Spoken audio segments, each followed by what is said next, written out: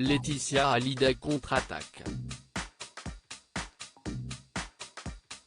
Ce mardi 25 mai, RMC Story diffusait la face cachée de Laetitia Hallyday, les ultimes secrets sur l'héritage de Johnny. Un documentaire consacré à la fin de vie du rocker mais également à son héritage qui a semé la zizanie au sein de son clan. Le reportage n'a pas épargné la veuve du taulier en dressant un portrait peu flatteur de cette dernière.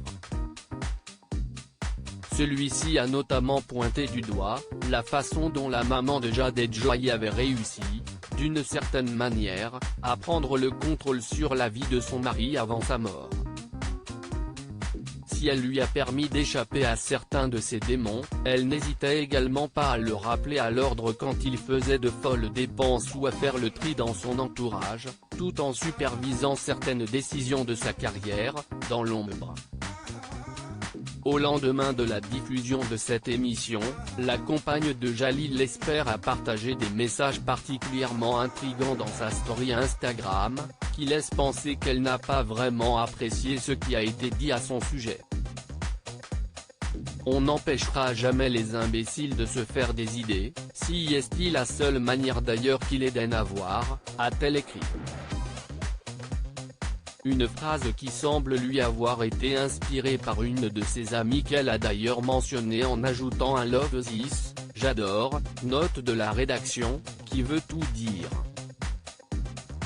CST ensuite avec une citation de René Char que Laetitia Hallyday a répondu subtilement aux critiques, impose ta chance, serre ton bonheur et va vers ton risque. À te regarder, ils habitueront. Voilà qui est dit. Laetitia Hallyday impitoyable avec les proches de Johnny.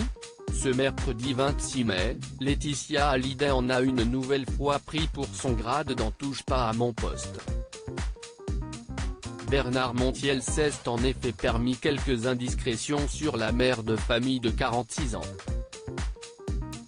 Il a notamment affirmé que l'ancienne mannequin filtrait les coups de fils de Johnny Hallyday pour l'éloigner de certains de ses amis. Elle a été impitoyable avec ses proches a lâché le chroniqueur de Cyril Hanouna avant de donner l'exemple d'Yves Régnier. Vous voyez par exemple, Johnny avait Yves Régnier au téléphone tout le temps. Elle lui a interdit. Elle disait à Yves Régnier que Johnny n'était pas là, qu'il ne pouvait pas lui répondre et comme Johnny ne répondait pas au téléphone de toute façon. A-t-il expliqué. Selon ses dires, Laetitia Hallyday avait trouvé plusieurs excuses pour bloquer ses appels. Quand ils appelaient à la maison, elle disait il est pas là, il dort.